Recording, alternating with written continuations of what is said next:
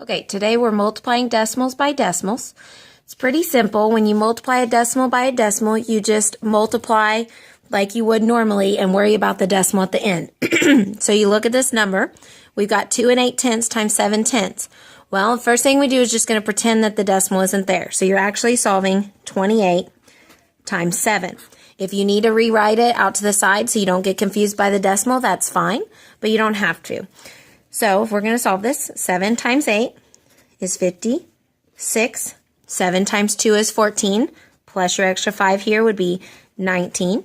So that's what we get because we just pretended the decimal wasn't there, so this was our original problem. Then you worry about the decimal.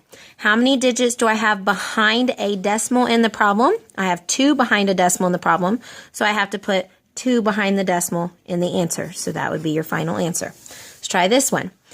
If we pretend the decimal's not there, all we're working out is 52 times 86.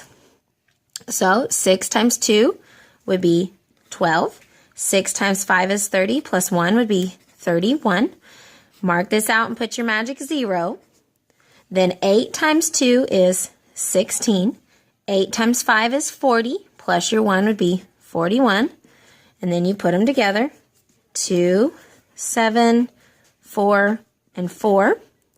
Now, how many digits do I have behind a decimal in the problem? I have 1 here, 2, and then 3. So 1, 2, 3, and your decimal would go right here. Okay, this one right here, first thing we should do is write it up and down, but if you look at this one's a little different because if you pretend the decimal's not there, you've got 374 times just 8, because if you pretend this decimal isn't here, and these zeros don't even have any value, so it'd just be times 8. So if we work that out, 8 times 4 would be 32. 8 times 7 is 56, plus 3 would be 59. 8 times 3 is 24, plus 5 would be 29. And then how many digits do we have behind a decimal? Well, 1, 2, 3, 4, 5. 1, 2, 3, 4. Okay, so we have to have 5. Now let's talk about this. If you're looking at this number as it is here, it would be a whole number, so your decimal would be right here.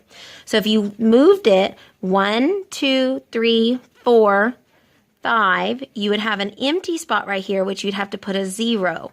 So that's how you would do that one. It'd be 0, 2, 9, 9, 2 as your final answer. Okay, so now let's look at this one. Again, pretend the decimal's not there. So 154 times 12. Trying to do this one-handed. 2 times 4 is 8. 2 times 5 would be 10.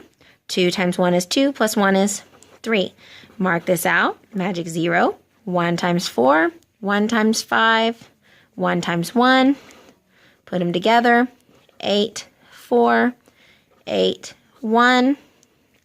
How many digits do I have behind a decimal in the problem? 1, 2. So 1, 2. That's where your decimal goes. That would be your final answer.